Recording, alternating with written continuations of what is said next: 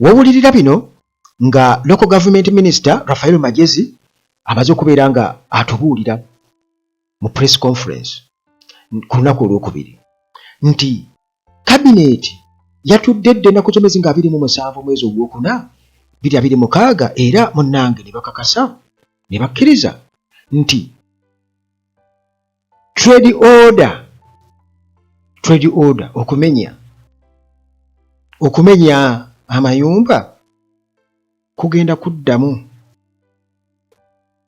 era bamaze okubeera nga bakikkaanyaako era nti nno adjustment oba okulambikibwa kwe bakozeemu kwe butamenya masinzizo naye munnange officially government resumes trade order operations just after 4 days suspension. Mukulaba okwange nsuubira okuba nga Muhoozi ne kitaawe batuuka ekiseera ne batuula ne bateekamu obutambi ne bawuliriza Bannayuganda bye boogera ku mutimbagano ne batuula ndoza ne baseka ne bagamba wabula taata mpa high five.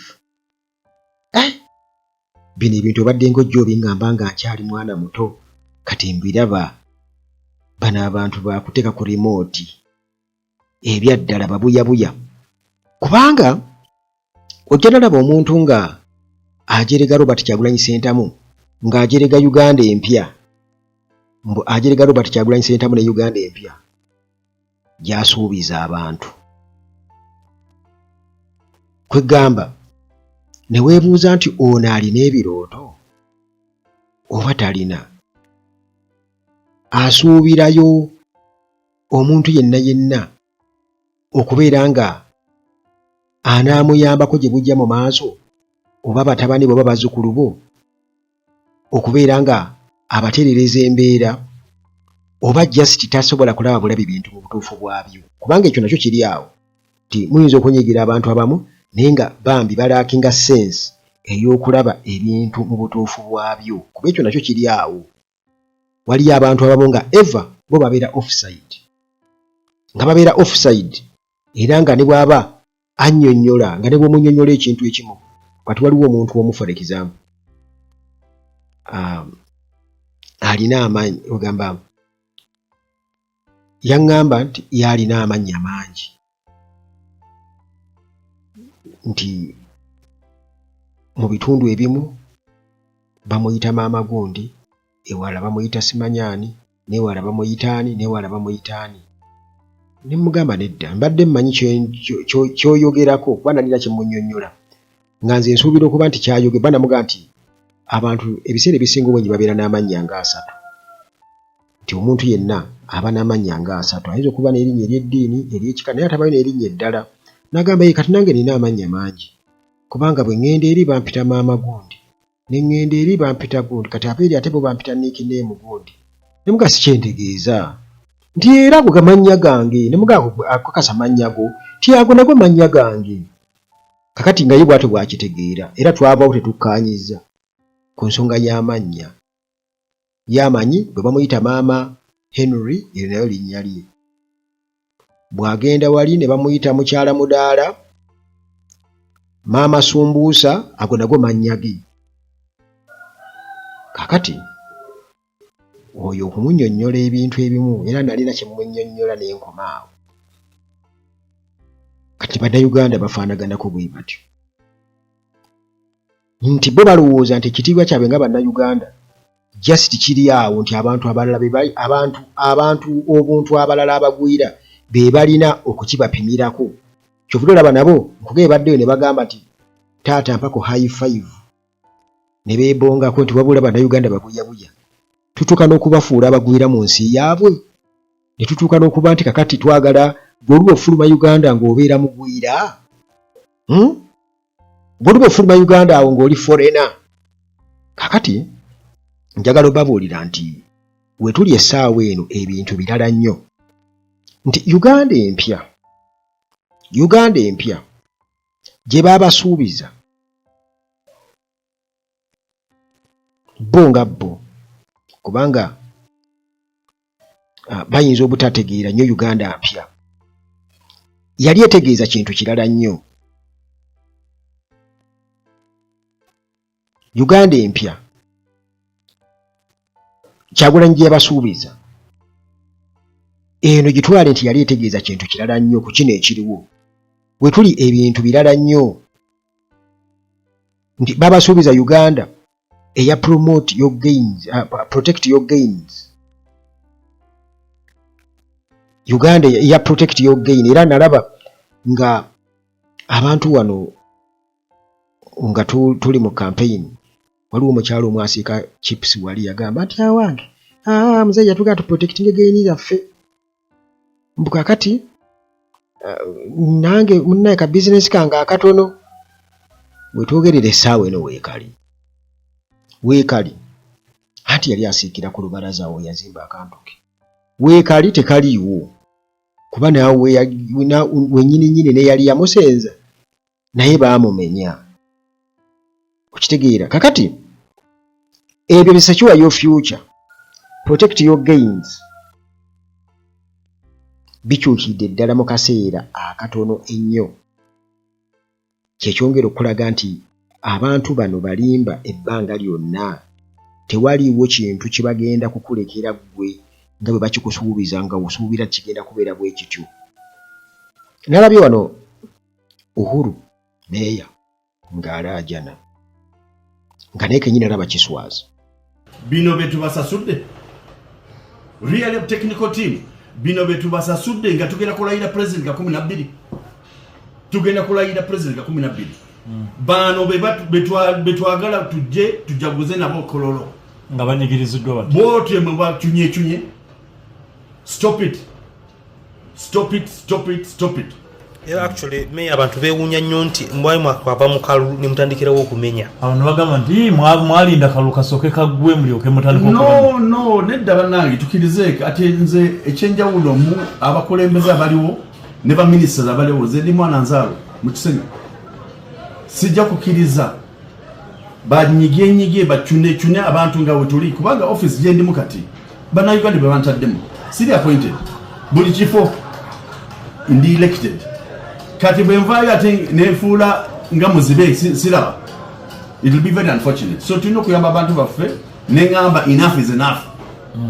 Twakanja tugenda bawa Sunday market mpaka olwaleeta eri Sunday market. Lwaki twakanja tulina okubawa Sunday market?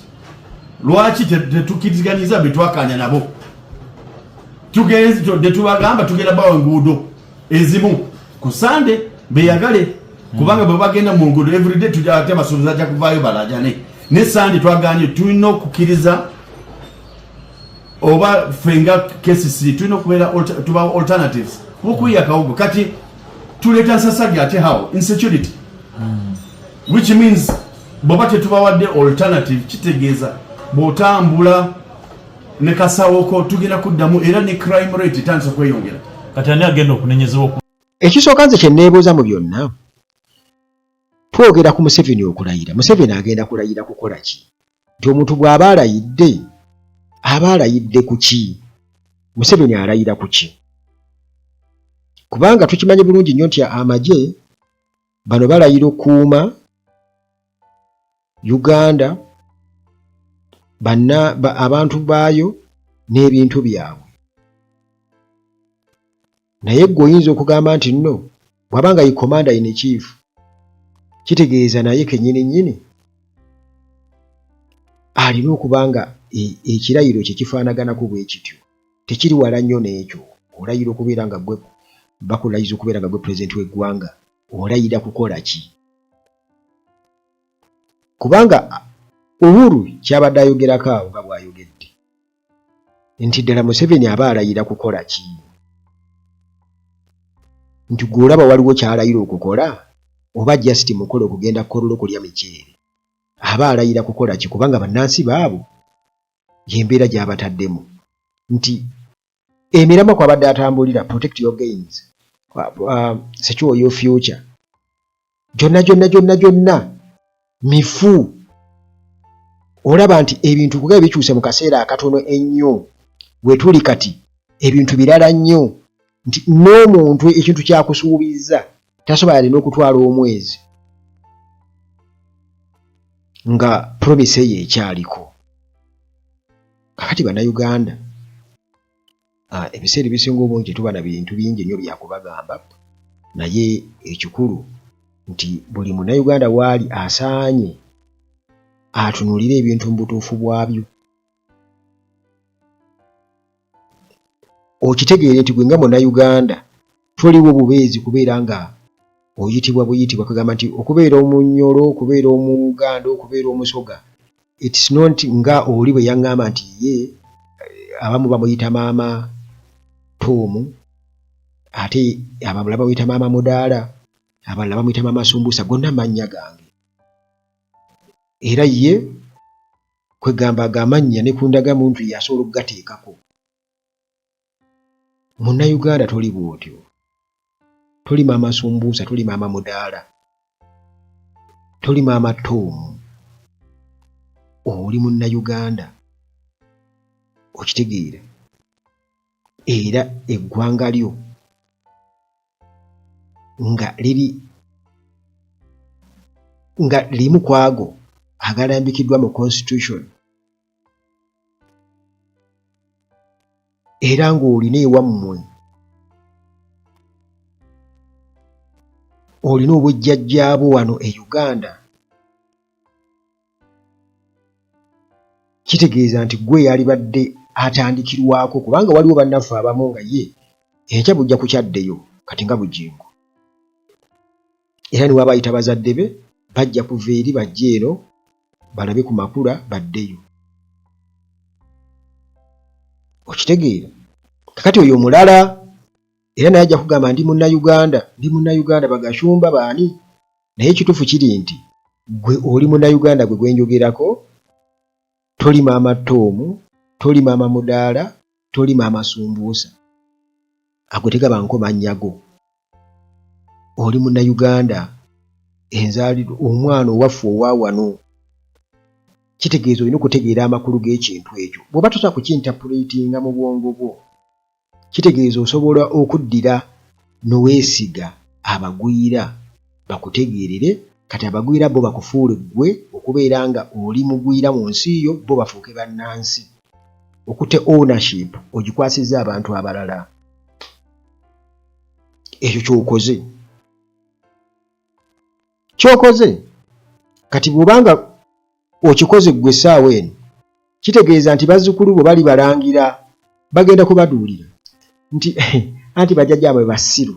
Era basiru waliwo wano akasajja ke nalaba wano akaali katuduulira nga kaali Kanyarwanda ku TikTok, ti Abaganda muli basiru, si bwe mutuguze ettaka lyammwe, kira kyovulaba nga tukyabafuga nnyo. Mujjukira akatambi ako kabaddeko ku mutimbagano kuno. Kati neno yonna batuduulira ffe twabawamba dda, twabawamba. Ate munaakola ki? Mwene twabawamba.